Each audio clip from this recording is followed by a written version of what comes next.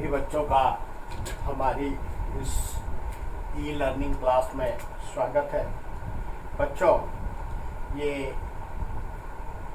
इस समय कक्षा 11 के लिए जो तुम लोगों ने नवीन प्रवेश लिए हैं, इसमें जब हम लोग अपने पाठ्य पुस्तक का या जो हमारी टेक्स्ट बुक है उसके पहले पार्ट को देखते हैं तो जो फर्स्ट चैप्टर हमारे पास है वह है सजीव जगत।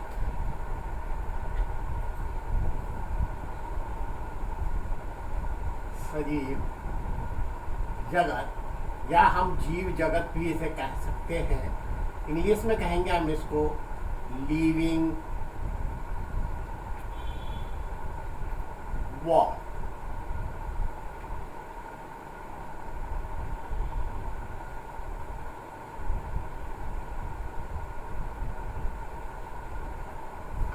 सजीव जगत या लिविंग वर्ल्ड। आइए सबसे पहले जानते हैं हम लोग कि ये जो सजीव जगत है, इस सजीव जगत का जो अध्ययन हम लोग करते हैं वह विज्ञान की जिस शाखा के अंतर्गत सजीव जगत का अध्ययन किया जाता है उसे हम जीव विज्ञान कहते हैं। जीव विज्ञान या इंग्लिश में यह बायोलॉजी कहलाता है।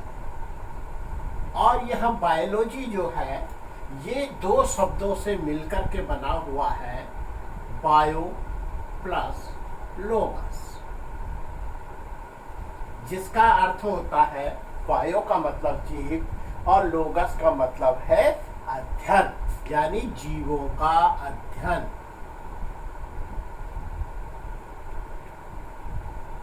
जो जीवों का अध्ययन है, यह जीवों का अध्ययन ही बायोलॉजी कहलाता है। अब देखो, यह जो बायोलॉजी है, इस बायोलॉजी या जीव विज्ञान का जो पिता कहा जाता है, जीव विज्ञान का पिता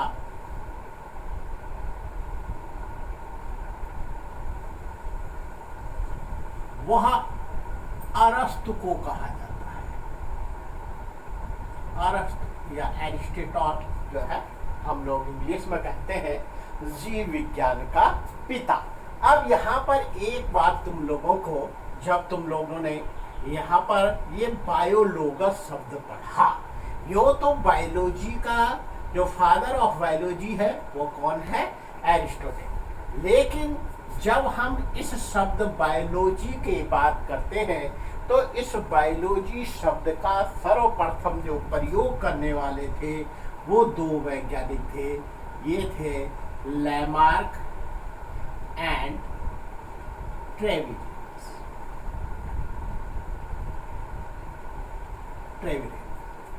तो अब तुम लोग इस बात को ध्यान में रखोगे कि कभी भी अगर तुमसे फादर ऑफ बायोलॉजी पूछा जाता है तो तुम किसका नाम लिखोगे? अरस्तु का।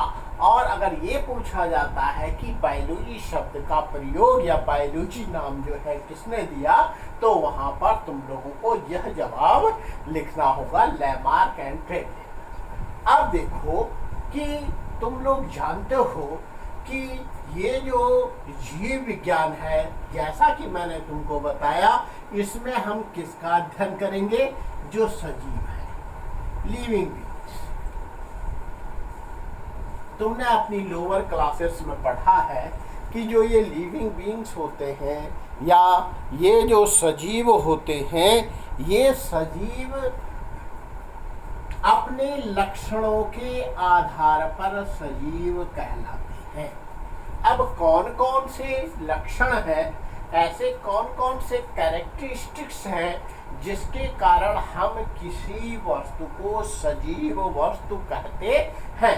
देखो, सबसे पहले तो जो सजीव वस्तु होते हैं उनमें क्या होंगे? लिविंग सेल्स पाए जाएंगे। या सेल ऑर्गेनाइजेशन इसमें पाया जाता है। यूँ तो अगर हमारे पास कोई मेज है तो वो मेज किससे बनी हुई होती है? लकड़ी से। और लकड़ी किससे मिलती है? वह प्लांट से मिलती है। तो इसका मतलब ये हुआ कि वो जो कटी हुई लकड़ी है, जो सूख चुकी है, उसमें भी क्या होंगे? सेल उपस्थित होंगे। लेकिन वे सेल कैसे नहीं होते हैं? लिविंग नहीं होते हैं, वो डेड सेल्स होते हैं, मृत कोशिकाएं होती हैं, डेड सेल्स होते हैं। इसलिए हम उस मेज को सजीवों के अंतर्गत नहीं रखते हैं। सजीव कोशिकाएं वे कोशिकाएं होंगी जिनके भीतर जीव द्रव्य पाया जाएगा और जो कि पूरी की पूरी जो जैविक क्रियाएं हैं उन जैविक क्रियाओं को करने में सक्षम होंगी। अब यहाँ पर एक चीज मैं तुम लोगों को क्लियर कर देना चाहता हूँ कि कोई भी कोशिका पूरी की पूरी जो जैविक क्रियाएं होती है उनको करने में सक्षम होती है, या फिर उसमें रिप्रोडक्शन भी होता है, अपनी जैसी जो है कोशिकाओं को भी बना सकती है, तो उसको पूरी की पूरी क्या है? उसमें पावर है। तो उसे कहा जाता है टोटोपोटेंसी। वह गुण जिसके कारण वह क्या कर रहा है? पूरी जैविक क्रियाओं को कर सकता है, वह टोटोपोटेंसी कहलाता है। और क्या हो सकता है दूसरा जो कैरेक्टरिस्टिक या जो लक्षण है जो लिविंग बीइंग्स में तुम लोग जानते हो क्या होंगी? जितनी भी जैविक क्रियाएं हैं, वो चाहे न्यूट्रिशन है, वो रिस्पायरेशन है,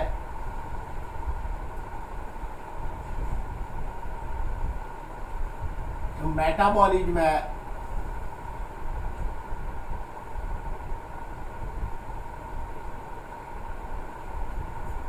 इसके साथ साथ जो ग्रोथ है, ये ग्रोथ कर सकते हैं, और अपने जैसे जो क्या होते हैं जीव होते हैं उनको जन्म देते हैं, यानी कि रिप्रोडक्शन भी इनमें पाया जाता है। तो इस प्रकार से ये कुछ जो है क्या है? लक्षण है जिसके आधार पर हम क्या कहते हैं कि कोई भी वस्तु क्या है? सजीव वस्तु है। अब ये जो सजीव है, इन सजीवों को भी हम क्या कर देते हैं? दो भागों में विभाजित कर देते हैं। ये कौन कौन से हैं? एक है प्लांट्स और दूसरे जो है वो एनिमल होते हैं। दोनों में अपने जो कोशिका है, कोशिका स्तर पर भी अंतर होता है और अन्य अंतर भी इनमें पाए जाते हैं। अब उसे तुम आगे पढ़ोगे विस्तृत रूप से। जब कोशिका तुम लोगों को पढ़ाई जाएगी तो इनमें जो पादप कोशिका और जंतु कोशिका होती है, दोनों में क्या अंतर होते हैं उसे तुम आगे जानोगे। फिलहाल इतना जान लो कि जो प्लांट्स होते हैं ये प्लांट्स ऑटोट्रॉफ्स होते हैं। किसके आधार पर? अपने किसके आधार पर? न्यूट्रिशन के आधार पर। और जो एनिमल है ये हिट्रोट्रॉफ्स होते हैं, यानी कि हिंदी में जिसे कहा जाता है जो प्लांट्स हैं, पादप हैं, ये स्वपोषी है, यानी अपने भोजन का निर्माण स्वयं करते हैं। जबकि जो एनिमल होते हैं ये परपोषी होते हैं, यानी कि अब दूसरे जो है जीवों से अपने भोजन को ग्रहण करते हैं। अब प्लांट्स का अध्ययन हम जिस विज्ञान में करेंगे, जीव विज्ञान की वह शाखा जिसमें कि प्लांट्स की स्टडी की जाएगी, उसे हम कहते हैं बॉटनी। वो क्या कहलाती है? बॉटनी। और जो हमारे पास जंतुओं का अध्ययन जीव विज्ञान की जिस शाखा में किया जाता है वह जूलॉजी कहलाती है। बॉटनी यानी कि वनस्पति विज्ञान, वनस्पतियों का अध्ययन जहाँ किया जा रहा है, वनस्पति विज्ञान। और जहाँ जंतुओं का अध्ययन कर रहे हैं वो जंतु विज्ञान। ये दोनों किसकी शाखाएं हैं? बायोलॉजी। यानी जीव।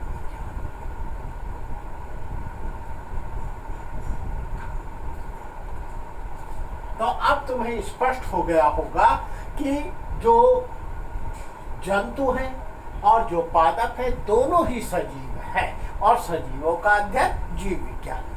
और जीव विज्ञान की वह शाखा जिसमें केवल पादपों का अध्ययन करेंगे वह वनस्पति विज्ञान या बॉटनी, और जिसमें जंतुओं का या एनिमल्स का अध्ययन करेंगे वो क्या होगी, जूलॉजी, यानी कि जंतु विज्ञान।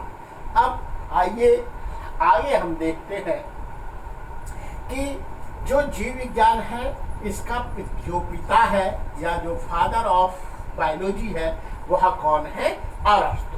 और जो जूलॉजी का भी फादर ऑफ जूलॉजी है वो भी कौन है, अरस्तु। लेकिन जो वनस्पति विज्ञान है, इस वनस्पति विज्ञान का जो फादर ऑफ बॉटनी जो कहलाता है वो है थियोफ्रेस्टस।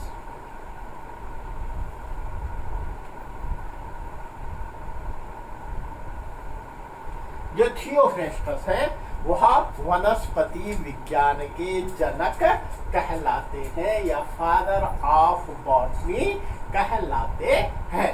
तो इस प्रकार से तुम लोगों को यह स्पष्ट हो गया होगा कि जो बायोलॉजी है वह बायोलॉजी क्या होती है और उसमें किस चीज़ का अध्ययन हम करते हैं। इसकी जो दो मुख्य शाखाएं हैं वो दो मुख्य शाखाएं कौन कौन सी होती है और उसमें हम लोग किसका अध्ययन करते हैं। थोड़ा अब मैं अपना डस्टर ले लेता हूँ।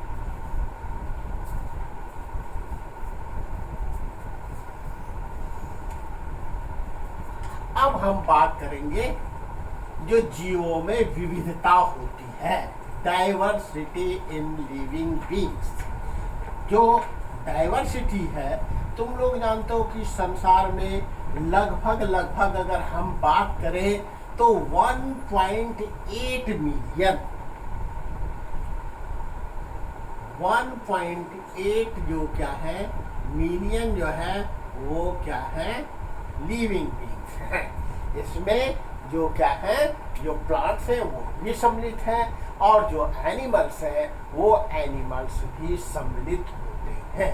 अब इतने सारे जो क्या है, जो लिविंग बीइंग्स हैं उनको अगर हम देखें तो उनमें विभिन्न प्रकार की विभिन्नताएं पाई जाती हैं। एक जीव दूसरे जीव से किसी न किसी प्रकार से अलग होता है, या हम ये कह सकते हैं कि एक जाति के जो क्या होते हैं, जीव होते हैं, वह आपस में तो समानता रखते हैं लेकिन दूसरी जाति से किसी न किसी प्रकार से विभिन्नता रखते हैं।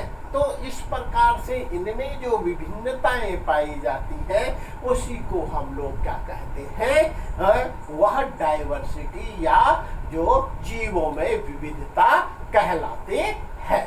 अब क्योंकि ये जीव क्या है, बहुत सारे प्रकार के जीव हैं और मैंने तुम्हें बता दिया कि इनमें समानताएं भी होंगी और असमानताएं भी होंगी। इन समानताओं और असमानताओं के आधार पर हम जो जीव हैं उन जीवों का वर्गीकरण कर देते हैं, यानी कि क्लासिफिकेशन इसका किया जाता है। क्यों किया जाता है, तो पहला जो सबसे बेसिक रीजन है वह बेसिक रीजन तो यह ही है कि ये जो क्या है, जो हमारे पास जीव हैं वह जीव पहचाने जा सके, उनकी समानताओं के आधार पर हम लोग उनको पहचान सके। और इस सब का जो अध्ययन हम करते हैं वह टैक्सोनॉमी के अंतर्गत करते हैं। अब इस टैक्सोनॉमी के अंदर ही हम लोगों के पास सिस्टमेटिक्स या वर्गीकी भी सम्मिलित होती है। आओ इससे पहले हम जानते हैं कि तुम लोग जानते हो जो जीव हैं उन जीवों के अलग अलग क्षेत्रों में अपने क्या होते हैं, नेम होते हैं। ये नेम क्या हो सकते हैं, कॉमन नेम है जो कि किसके आधार पर हो सकते हैं, लोकल नेम है। अब इन लोकल नेम के आधार पर सपोज करो हम अपने भारतवर्ष में किसी जो जीव है उसे किसी विशेष नाम से पुकारते हैं, तो इंग्लैंड में, ब्रिटेन में, स्पेन में, फ्रांस में या अमेरिका में वह दूसरे नाम से पुकारा जाता है। तो इस समस्या को वैज्ञानिकों ने इस समस्या को सुलझाने के लिए, ताकि दुनिया भर के वैज्ञानिक जान सकें कि अगर किसी विशेष जीव की बात होती है तो वह जीव कौन सा होगा, उसके लिए एक नामकरण पद्धति या नॉमेनक्लेचर को अपनाया।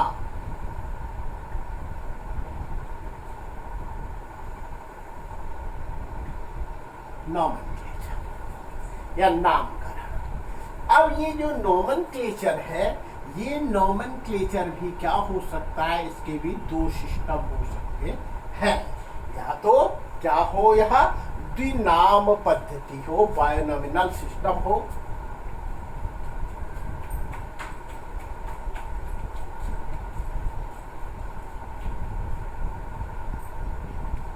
या फिर ये ट्राइनोमिनल सिस्टम भी हो सकता है।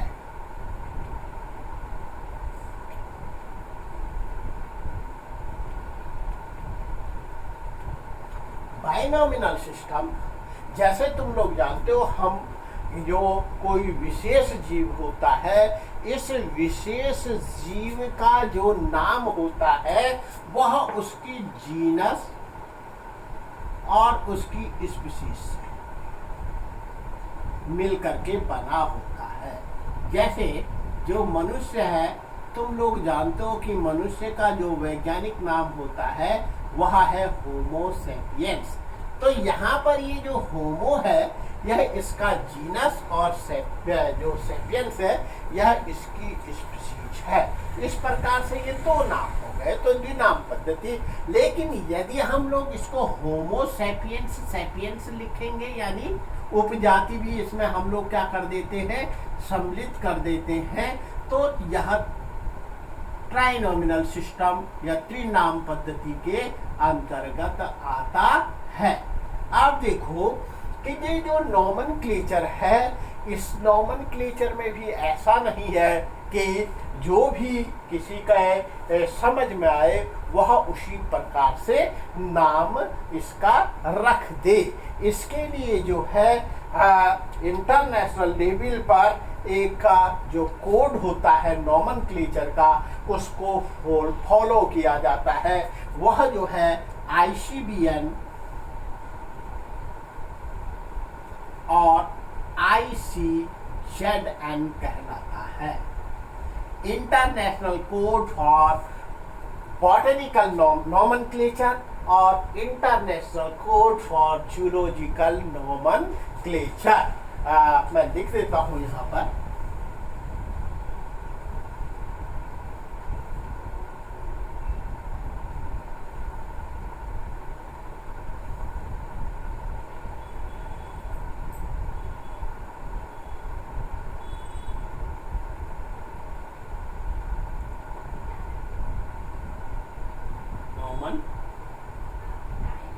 नॉमेनक्लेचर और ये जो है international code for zoological nomenclature,